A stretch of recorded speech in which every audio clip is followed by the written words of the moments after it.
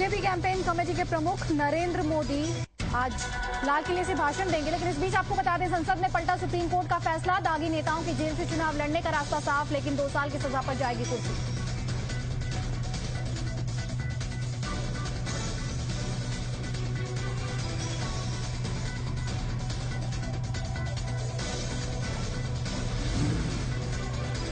BJP campaign committee के प्रमुख नरेंद्र मोदी आज लाल किले से भाषण देंगे। आप चौंक गए होंगे तो आपको बता दें कि ये लाल किला दिल्ली वाला नहीं है, छत्तीसगढ़ के अंबिकापुर का है। मुख्यमंत्री रमन सिंह की विकास यात्रा का समापन यहीं हो रहा है, जिसके लिए लाल किले की नकल का भव्य मंच बनाया गया है और यहीं मोदी दोपहर 2:30 बजे भाषण देंगे। अमेरिका में 2 सिखों की गोली मारकर हत्या, पंजाब में मातम, विस्कॉन्सिन हत्याकांड के बाद ओबामा ने दिया था भारतीयों की सुरक्षा का भरोसा। अब अपनों ने खोली आसाराम की पोल पट्टी, सहयोगी शिवा का खुलासा, मुंबई एकांतवास में भी लड़की को ले गए थे साथ।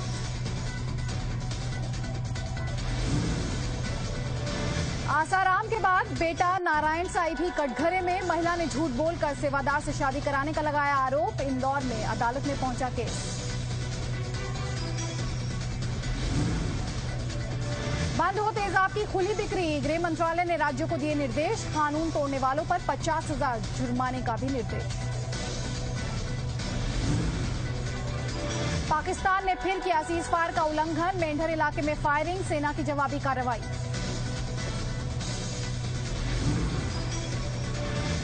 दुनिया आज देखेगी संगीत की सबसे बड़ी जीत, श्रीनगर में जुबिन मेहता का लाइव कॉन्सर्ट, अलगाववादियों की धमकी दरकिनार, कहा मैंने नहीं कश्मीर ने मुझे चुना है।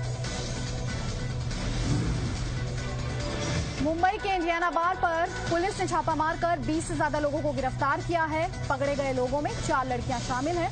इस बियर बार में तहखाने का भी खुलासा हुआ। ये बार बियर बार एंड एसोसिएशन के अध्यक्ष का बताया जा रहा है। मुंबई में राकेश रोशन के जन्मदिन की पार्टी में जुटा पूरा बॉलीवुड, लंबे समय के बाद दिखे रेखा और अमिताभ बच्चन। भारत के लिए मिलीजुली रही G20 बैठक, विदेश में होने वाले सौदों पर टैक्स के मामले में बड़ी जीत, करेंसी के मसले पर नहीं काम आया दबाव।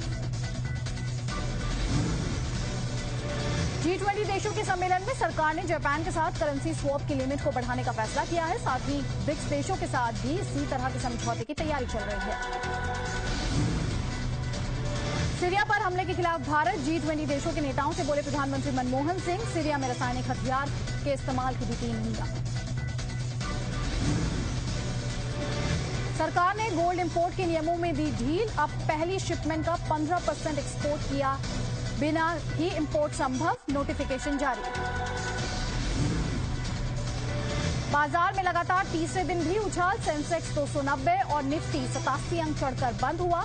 रुपए में भी तेजी जारी, 77 पैसे मजबूत हुआ, डॉलर के मुकाबले 65 रुपए 24 पैसे पर बंद। वंजारा की चिट्ठी पर गुजरात में सियासी घमासान, कांग्रेस के बंद के दौरान कई जगहों पर प्रदर्शन, सड़कें जाम और दुकान बंद करवाते कई कांग्रेसी कार्यकर्ता हिरासत में। दिल्ली की सारी विधानसभा सीटों पर अकेले चुनाव लड़ेगी बीएसपी, मायावती ने किया ऐलान, दिल्ली में की रैली। आकाश टैबलेट की खराब क्वालिटी को लेकर सीएजी ने मानव संसाधन मंत्रालय को लगाई फटकार, कहा बिना क्षमता जांचे टैबलेट बनाने का काम क्यों किया। निर्माता निर्देशक करण जौहर को मिली धमकी, एसएमएस के जरिए मांगे गए पैसे, मुंबई पुलिस ने बढ़ाई सुरक्षा, पहले बोनी कपूर को भी मिली थी अंडरवर्ल्ड से धमकी। महाराष्ट्र के जालना में एनसीपी समर्थकों ने टोल नाके पर जमकर तोड़फोड़ और मारपीट की, एनसीपी समर्थक टोल को लेकर हो रही देरी पर भड़के थे। हरियाणा के जिंद में थाने में परिवार समेत आत्मदाह की कोशिश, 1 साल से अगवा बेटी की बरामदगी न होने से नाराज महिला ने 2 बेटों के साथ लगाई खुद को आग।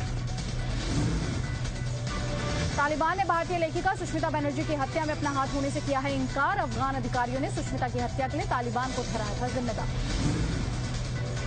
15 साल का हुआ गूगल, 1998 में शुरू हुआ था गूगल सर्च इंजन का सफर, 70 करोड़ से ज्यादा यूजर्स। त्रिपुरा की राजधानी अगरतला के एक वेयरहाउस में कल शाम भयंकर आग लग गई, 12 दमकल गाड़ियां 3.5 घंटे की कड़ी मशक्कत के बाद आग को काबू कर पाई। मुंबई गैंगरेप के 4 आरोपियों की शिनाख्त परेड कराई गई है। पीड़ित महिला, फोटो जर्नलिस्ट और उसके साथी ने 4 आरोपियों की पहचान की। नाबालिग बताए जा रहे आरोपी की पहले ही पहचान कर ली गई थी। मुंबई के पास थाने में पुलिस ने खुद को आईपीएस अधिकारी बताने वाले एक नकली पुलिस अफसर को गिरफ्तार किया। थाने के पालघर में एक शख्स पर अपनी पत्नी की हत्या का आरोप लगा है। बताया जा रहा है कि दोनों के बीच कुछ महीनों से छोटी छोटी बातों को लेकर झगड़े होते थे। सोलापुर के पंढरपुर में 6 साल के एक बच्चे की खेत में लाश मिलने से सनसनी फैल गई। ये बच्चा 4 दिन पहले गायब हुआ था। पुलिस मामले की छानबीन कर रही है। महाराष्ट्र के धुले में एक डॉक्टर पर हुए जानलेवा हमले से नाराज डॉक्टरों और स्थानीय लोगों ने जिलाधिकारी कार्यालय के सामने मोर्चा निकाला। हमलावर की जल्द गिरफ्तारी की मांग भी की गई। बॉम्बे हाईकोर्ट ने मुंबई की शक्ति मिल में गैंगरेप की घटनाओं को देखते हुए मिल के कंपाउंड को कटीले तार से घेरने, लाइट लगाने और वहां सुरक्षा गार्ड तैनात करने के आदेश दिए हैं। दिल्ली में एक महिला को अपने प्रेमी के साथ मिलकर अपने पति की हत्या कराने के आरोप में गिरफ्तार किया गया है। पत्नी ने हत्या के बाद थाने जाकर पति की गुमशुदगी की रिपोर्ट दर्ज कराई थी। बठिंडा पुलिस ने पाकिस्तान से आए सामान से भरे ट्रक से 2 किलो हेरोइन बरामद की है। ट्रक के ड्राइवर समेत 3 लोग गिरफ्तार किए गए हैं। इनसे 2 पाकिस्तानी सिम कार्ड और 1 मोबाइल फोन भी बरामद हुआ है। एमपी के मंदसौर में हस्तशिल्प मेले में लोग आ तो बड़ी संख्या में रहे हैं, लेकिन कारीगर इस बात पर अफसोस जता रहे हैं कि उनकी कला के बजाय लोग चीन का सस्ता सामान ज्यादा खरीद रहे हैं। सोमवार से शुरू हो रहे गणेश चतुर्थी पर्व के लिए देश भर में तैयारियां चल रही हैं। इस मौके पर हैदराबाद में भगवान गणेश की सवारी के लिए लड्डू के आकार की कार बनाई गई है। एमपी के खंडवा और देवास में जमीन के लिए आदिवासियों का जल सत्याग्रह 6 दिन से जारी है। पानी में लगातार खड़े होने से कई महिलाएं बीमार हो गई हैं। इनमें से एक की हालत गंभीर बनी हुई है। एमपी के बड़वानी में ओले से फसल बर्बाद होने के 6 महीने बाद प्रशासन ने राहत के नाम पर आदिवासी किसानों को 150 से 380 रुपए तक के चेक बांटे। बुरहानपुर में पुलिस ने 1200 लीटर केरोसिन ऑयल पकड़ा। ये तेल कालाबाजारी करके ले जाया जा रहा था। जब्त किए गए केरोसिन की कीमत लगभग 48,000 रुपए बताई जा रही है। इंदौर के आजाद नगर थाना क्षेत्र में पुलिस ने नाबालिग से रेप के मामले में आरोपी पड़ोसी को गिरफ्तार कर लिया है। छत्तीसगढ़ के रायपुर में कांग्रेस की सोशल मीडिया कैंपेन टीम ने एक वर्कशॉप आयोजित की, जिसमें आईटी एक्सपर्ट्स ने कार्यकर्ताओं को ट्रेनिंग दी। पटना जंक्शन पर बिना टिकट यात्रा करते हुए पकड़े गए 250 से ज्यादा यात्री। जुर्माने के तौर पर वसूले गए 4 लाख रुपए। हिसार में एक मां पर 2 नाबालिग बहनों की इज्जत दांव पर लगाने का आरोप लगा है। रेप के दोनों आरोपियों के साथ मिलकर महिला पर अपने पति की हत्या करने का भी आरोप है।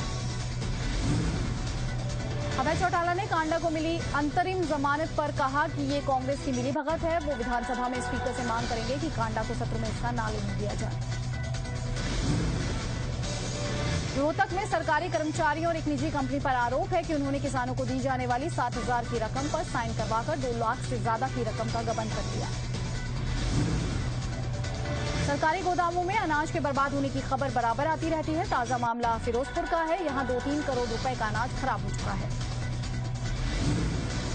फरीदाबाद के एक स्कूल में बच्चों से मजदूरी कराने की तस्वीरें जी मीडिया पर दिखाए जाने के बाद ब्लॉक शिक्षा अधिकारी ने स्कूल के शिक्षकों को कड़ी फटकार लगाई। हिमाचल के सोलन में कुकुरमुत्ते की खेती तेजी से बढ़ रही है। इसकी खेती करने वाले किसान जल्द ही इसे निर्यात भी करेंगे। बॉम्बे हाईकोर्ट ने महाराष्ट्र सरकार को निर्देश दिया है कि आदिवासी इलाकों में रहने वाले लोगों के इलाज के लिए डॉक्टरों की नियुक्ति जरूर की जाए।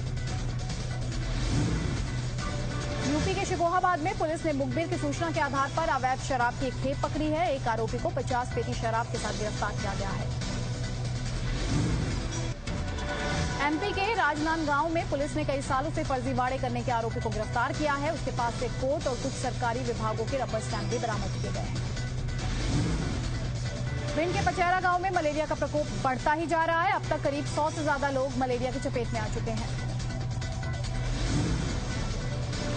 शाहजहांपुर के जिला अस्पताल में डॉक्टरों की लापरवाही से सांप के काटने का शिकार हुई एक महिला की मौत हो गई। डॉक्टरों ने इंजेक्शन न होने की बात कही, जबकि अस्पताल में इंजेक्शन था। बरेली में आसाराम के समर्थकों ने सीबीआई जांच की मांग करने पर पीड़ित परिवार को दोबारा धमकी दी। आईजी बरेली जोन ने मामले को गंभीरता से लिया है। बरेली जोन के आईजी ने कहा कि पीड़ित परिवार को पहले ही गनर और सिपाही दिए गए हैं। परिवार की सुरक्षा की समीक्षा की जाएगी। परिवार को डरने की कोई जरूरत नहीं है। सुल्तानपुर में हाई टेंशन वायर को ठीक करने गए एक लाइनमैन की करंट लगने से मौत हो गई। लखनऊ के ट्रॉमा सेंटर में छात्रा की मौत से नाराज परिजनों ने जमकर हंगामा किया। परिजनों ने अस्पताल के डॉक्टरों पर इलाज के दौरान वेंटिलेटर हटाने का भी आरोप लगाया है। बदायूं में मिड डे मील खाने से बीमार हुए बच्चे अस्पताल से घर पहुंचने के बाद फिर से बीमार हो गए। मऊ के मोहम्मदाबाद में जमीनी रंजिश के चलते दो पक्षों के बीच पत्थरबाजी और फायरिंग हुई।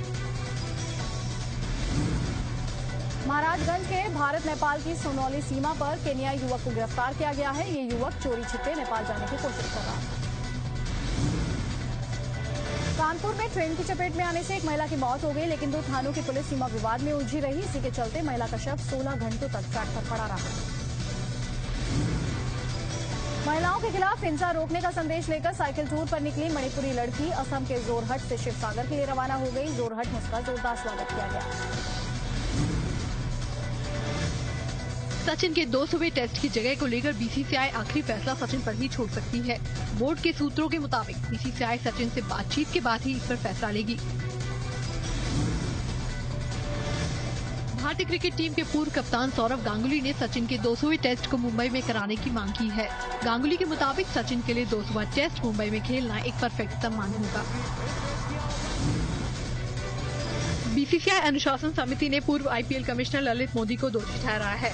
कमेटी ने 134 पन्नों की अपनी रिपोर्ट में ललित मोदी पर अनुशासनहीनता और दुर्व्यवहार से जुड़े 8 अलग अलग आरोप लगाए हैं। ललित मोदी ने अपना बचाव करते हुए कहा है कि बीसीसीआई ने उन्हें अपना पक्ष रखने का समय ही नहीं दिया।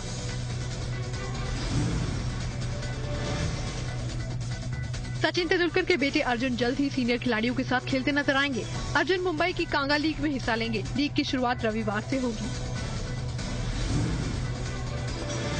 ऑस्ट्रेलियाई कप्तान माइकल क्लार्क फिलहाल किसी भी फॉर्मेट से रिटायरमेंट के बारे में नहीं सोच रहे हैं। क्लार्क ने कहा कि चोट के बावजूद वो अब भी शानदार प्रदर्शन कर रहे हैं, इसलिए उन्हें नहीं लगता कि अभी रिटायरमेंट का सही वक्त आया है। न्यूजीलैंड के बांग्लादेश दौरे के लिए टीम का ऐलान कर दिया गया है। टीम में डेनियल विटोरी, मार्टिन गप्टिल को जगह नहीं दी गई है। कुश्ती को 2020 ओलंपिक में वापसी की मांग के लिए भारत के कई पहलवान एक मंच पर आए। इसमें सुशील कुमार समेत कई पूर्व पहलवान भी मौजूद थे। कुश्ती पर आखिरी फैसला 8 सितंबर को लिया जाएगा। भारतीय ओलंपिक संघ की मुश्किलें और बढ़ गई हैं। इंटरनेशनल ओलंपिक कमेटी ने आईओए को दागी अधिकारियों को हटाने के लिए 31 अक्टूबर तक की डेडलाइन दी है। आईओसी ने ये भी साफ कर दिया है कि उसके बताए नियमों के मुताबिक भारतीय संघ को 15 दिसंबर तक चुनाव कराने होंगे। अगर आईओए ऐसा करने में नाकाम रहता है तो भारत की ओलंपिक वापसी फिर खतरे में पड़ जाएगी। भारत की सानिया मिर्जा और उनके जोड़ीदार यूएस ओपन से बाहर हो गई हैं। सानिया और उनके साथी को वुमेन्स डबल्स के सेमीफाइनल में हार मिली। भारत के लिएंडर पेस यूएस ओपन के मेंस डबल्स के फाइनल में रविवार को अपना 4वां ग्रैंड स्लैम खिताब जीतने के इरादे से उतरेंगे। पेस और उनके जोड़ीदार एलेक्स स्टैपनिक का फाइनल में मुकाबला अलेक्जेंडर और ब्रूनो की जोड़ी से होगा। वर्ल्ड नंबर 1 सर्बिया के नोवाक जोकोविच यूएस ओपन के मेंस सिंगल के सेमीफाइनल में पहुंच गए हैं। जोकोविच का यह लगातार 7वां यूएस ओपन सेमीफाइनल है। वर्ल्ड नंबर 2 ब्रिटेन के एंडी मरे यूएस ओपन से बाहर हो गए हैं। मरे को स्विट्जरलैंड की वावरिंका ने 6-4, 6-3, 6-2 से हराया।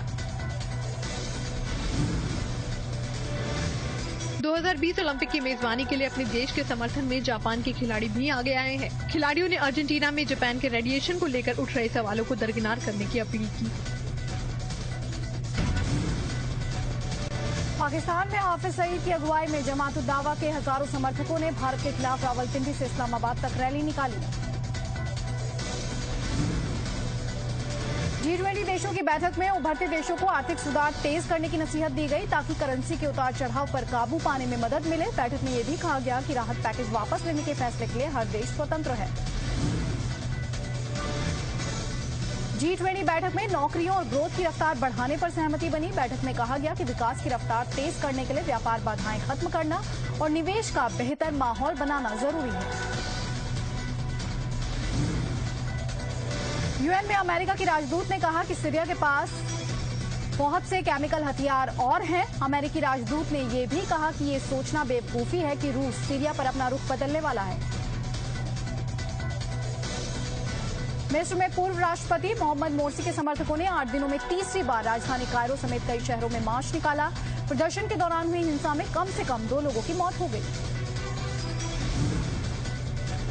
मालदीव में आज राष्ट्रपति पद के लिए चुनाव होना है। ये चुनाव लोकतांत्रिक रूप से चुने गए पहले राष्ट्रपति मोहम्मद नशीद को सत्ता से हटाए जाने के करीब 1.5 साल बाद हो रहा है। अमेरिका और ब्रिटेन की मीडिया के मुताबिक अमेरिका की एनएसए ने इंटरनेट से हजारों लोगों की प्राइवेट जानकारियां हासिल करने के लिए सुपर कंप्यूटर्स का सहारा लिया था।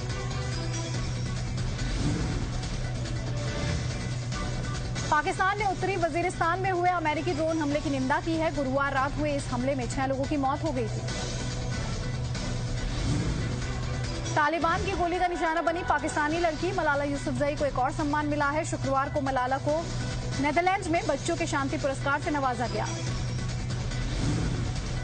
चीन की राजधानी बीजिंग में योगडिंग नदी में तैर रही 18 मीटर ऊंची रबर की बतख को देखने के लिए भारी भीड़ जमा हो रही है। इस बतख को हॉलैंड के एक कलाकार ने बनाया है। इसे पहली बार मई में हांगकांग में लोगों के सामने लाया गया था। रणबीर कपूर ने साफ कह दिया है कि वो कटरीना से सगाई नहीं कर रहे हैं।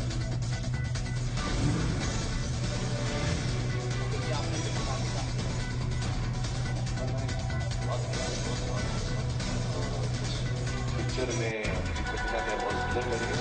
वीजा भी बहुत ही सुंदर जगह है, ये जाके आप विजिट कीजिए। रणबीर ने कहा कि उनके और कटरीना के स्पेन के हॉलिडे के फोटो मीडिया पर दिखाए जाने से वो नाराज नहीं है और उनका मानना है कि कटरीना इन तस्वीरों में बहुत सुंदर लग रही हैं।